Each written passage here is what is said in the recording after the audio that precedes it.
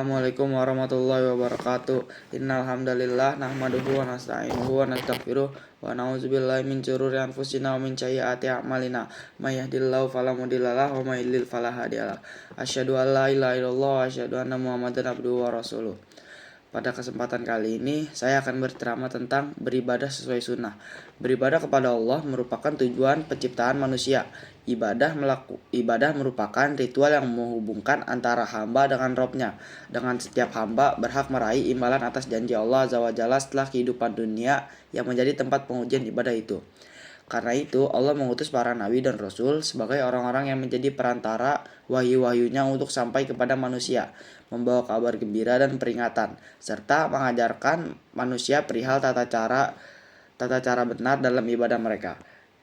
Sebab jika tidak diarahkan, seringkali manusia melakukan amalan-amalan yang dianggapnya sebagai kebaikan, namun ternyata amalan itu justru menyelisihi syariat-syariat Allah yang telah dibawa oleh para nabi dan rasul. Tidak sedikit pula dari mereka ada yang menjadikan amalan mereka sebagai amalia kesyirikan, namun tetap menganggapnya sebagai kebaikan karena berhukum menggunakan perasaan yang tidak didasari dengan ilmu. Hal seperti ini sering terjadi pada orang-orang Arab di masa dakwah Nabi. Mereka menjadikan patung-patung sebagai tandingan bagi Allah, lalu menganggapnya sebagai kebaikan yang mendekatkan diri kepada Allah, sehingga tidak mungkin ditinggalkan. Allah kemudian mengabadikan kisah mereka sebagai pelajaran kita, bahwa terkadang apa yang kita anggap sebagai kebaikan tidak baik di sisi Allah. Allah berfirman, "Ingatlah, hanya kepunyaan Allah lah agama yang bersih dan dari kesyirikan." Dan orang-orang yang mengambil pelindungan selain Allah berkata, "Kami tidak menyembah mereka, melainkan supaya mereka mendekatkan kami kepada Allah dengan sedekat-dekatnya.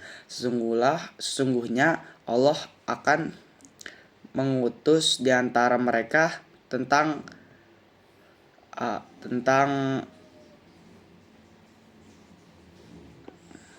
apa yang mereka berselisih padanya. Sesungguhnya Allah tidak menunjuki orang-orang yang pendusta dan sangat ingkar." Quran Surat Az-Zumar ayat 3. Syekh Abdul Latif Ibnu Muhammad Hasan Hafizahullah berkata, "Oleh karena itu Allah sangat keras mengingkari orang-orang yang meniti jalan dan dalam peribadatannya tidak sesuai dengan apa yang disyariatkan Allah. Allah Azza wa Jalla berfirman, apakah mereka mempunyai sembahan-sembahan selain Allah yang membuat syariat untuk mereka pada agama yang diizinkan Allah? Quran Surat Asy-Syura ayat 21. Rasulullah SAW bersabda, "Barang siapa melakukan suatu amalan yang tidak pernah kami perintahkan, maka amalannya tertolak." Hadis riwayat Muslim. Dari An-Nas ini, para ulama beristimbat bahwa amalan-amalan yang dianggap manusia sebagai kebaikan atau ibadah yang tidak pernah diperintahkan oleh Nabi Muhammad SAW, maka amalannya tertolak dengan amalan yang mereka ada-adakan itu. Mereka hakikatnya juga telah menuduh Nabi SAW mengkhianati risalah Allah tentang pengutusannya dalam mengajarkan manusia tata cara ibadah yang benar. Padahal Allah telah menjelaskan dalam Al-Quran bahwa agama ini telah sempurna. Para sahabat juga berkata, Tidaklah perkara-perkara yang mendekatkan diri kepada surga kecuali telah diajarkan oleh Rasulullah, dan tidaklah perkara-perkara yang menjauhkan diri kita dari neraka melainkan telah dijelaskan olehnya. Maka hendaknya tetesan-tetesan air mata cinta pada sang Nabi tidak menjadikan diri kita berlebih-lebihan dalam memuji dan menyanjungnya. Karena Rasulullah SAW bersabda, "Janganlah kalian berlebih-lebihan dalam menyanjungku, sebagaimana orang-orang Nasrani sangat berlebihan dalam menyanjung Isa ibnu Maryam." Hadis riwayat Bukhari. Jalan cinta kita kepada Nabi SAW tidak dilihat dari seberapa besar pengakuan cinta terhadapnya. Lalu dengan pengakuan itu kita membuat amalan-amalan yang tidak pernah diperintahkannya. Pembuktian cinta kepadanya justru dilihat dari seberapa besar semangat kita dalam menaati perintah-perintahnya. menjalankan sunnah-sunnahnya, dan tidak menyakiti dengan membuat amalan baru yang tidak pernah diajarkan. Di sini saya akan menyebutkan bahaya melakukan amalan ibadah yang tidak diperintahkan Nabi. 1. Amalannya akan tertolak. Manusia tidak diperintahkan untuk sekedar memperbanyak amalan, akan tetapi amalan itu harus benar sesuai petunjuk Nabi Allah. Allah Azza wa Jalla berfirman, yang menjadikan mati dan hidup supaya dia menguji kamu. Siapa di antara kamu yang lebih baik amalannya? Quran Surat Al-Mulk ayat 2. Imam As-Sa'di rahimahullah berkata, maksudnya yang ikhlas dan benar amalannya. Fudhail Ibnu Iyad rahimahullah berkata, Amalan dikatakan benar jika sesuai dengan tuntunan Nabi. Sesungguhnya amalan jika dilakukan secara ikhlas namun caranya tidak benar, maka amalan tertolak. Begitu pula jika dilakukan secara benar namun tidak ikhlas, maka amalan tertolak.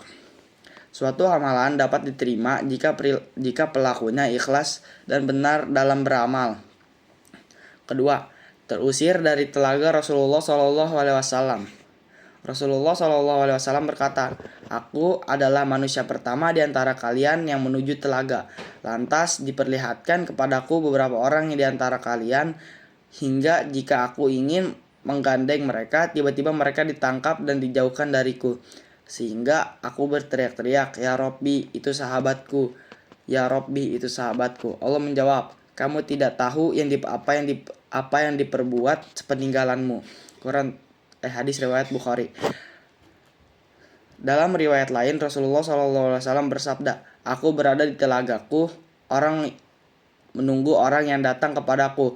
Tiba-tiba orang di belakangku ditangkap dan dijauhkan dariku sehingga aku berteriak-teriak, itu umatku, itu umatku. Tiba-tiba ada suara yang menjawab, kamu tidak tahu mereka berjalan dengan melakukan bid'ah, maksiat dan dosa besar. Hadis riwayat Bukhari. 3. Diancam dengan siksa neraka. Rasulullah SAW bersabda, semua perkara yang baru diada-adakan dalam urusan agama adalah bid'ah, dan setiap bid'ah adalah sesat, dan setiap kesesatan tempatnya di dalam neraka. Semoga kita terhindar dari amalan-amalan bid'ah yang tidak dicontohkan oleh Rasulullah SAW. Cukuplah kecintaan kita tidak dibuktikan dengan mengikuti sunnah-sunnahnya yang sangat banyak dan terpampang jelas dalam kitab-kitab ulama Rabbani. Wallahu a'lam. Nah, setelah menjelaskan ibadah sesuai sunnah, kali ini saya akan menjelaskan tentang puasa Syawal. Imam Asy-Syirazi rahimahullah menyatakan bahwa disunahkan bagi yang menjalankan ibadah puasa Ramadan hendaknya mengikutkan dengan puasa 6 hari di bulan Syawal. Dari Abu Ayyub radhiyallahu anhu, Rasulullah SAW berkata, man shoma Ramadana summa atba'u sitta minan Syawal kana kasiyami dhahri. Siapa yang melakukan puasa Ramadan lantas ia mengikuti dengan puasa 6 hari di bulan Syawal, maka itu seperti berpuasa setahun. Hadis riwayat Muslim nomor 1164. Imam An-Nawawi rahimahullah menyatakan bahwa dalil ini adalah dalil yang sahih dan tegas. Beliau mengatakan bahwa ini dijadikan dalam madhab Syafi'i, Ahmad, dan Daud, serta yang sejalan dengan mereka tentang disunahkannya puasa 6 hari di bulan Syawal. Imam An-Nawawi rahimahullah dalam Minhaj At-Talibin menyatakan disunahkan melakukan puasa Syawal lebih afdol dilakukan berturut-turut. Hal yang sama dilakukan pula oleh Imam Ar-Rafi Al-Qazwini dalam Al-Muharrar. Imam Ibrahim Al-Baijuri rahimahullah memberikan alasan kenapa sampai puasa 6 hari mendapatkan pahala puasa setahun. Karena puasa 1 bulan Ramadan sama dengan berpuasa selama 10 bulan. Sedangkan puasa 6 hari di bulan Syawal itu sama dengan puasa selama 2 bulan, sehingga totalnya berpuasa selama setahun. Setahun seperti puasa fardu. Jika tidak, maka tidak ada kekhususan untuk hal itu. Karena ingat, satu kebaikan diberi ganjaran dengan 10 kebaikan yang semisal. Mengenai cara puasa Syawal, Imam Ibrahim Al-Baijuri menyebutkan yang lebih afdol puasa Syawal dilakukan muttasil langsung setelah sehari setelah sholat Id atau 2 Syawal. Puasa tersebut juga afdolnya dilakukan mutatabbiyah, yaitu berturut-turut. Walaupun jika puasa tersebut dilakukan tidak dari 2 Syawal juga tidak dilakukan berturut-turut, tetap dapat ganjaran puasa setahun, termasuk juga tetap dapat ganjaran puasa Syawal walau tidak berpuasa Ramadan. Misalnya karena di puasa Ramadan punya uzur sakit. Hal ini dikatakan oleh ulama mutaakhirin Al-Hasyiyah Asy-Syaikh Ibrahim Al-Baijuri. Kenapa sampai mengerjakan puasa Syawal dengan segera setelah 1 Syawal lebih afdol? Imam Ar-Ramli rahimahullah mengatakan mengerjakan puasa Syawal berturut-turut sehari setelah Idul Fitri lebih afdol dikarenakan 1. Lebih segera dalam melakukan ibadah. 2. Supaya tidak bertemu dengan halangan yang membuat sulit untuk berpuasa. Syekh Muhammad Az-Zuhali hafizahullah, pakar Syafi'iyah zaman ini menyatakan jika seseorang melakukan puasa di bulan Syawal dengan niatan qadha puasa, menunaikan nazar puasa atau lainnya, maka ia mendapatkan kesunahan. Namun ia tidak mendapatkan pahala yang disebutkan dalam hadis atau puasa setahun penuh.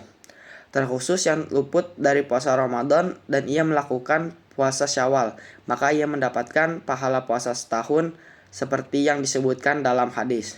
Mungkin segini saja yang bisa saya sampaikan. Kurang lebihnya mohon maaf. Assalamualaikum warahmatullahi wabarakatuh.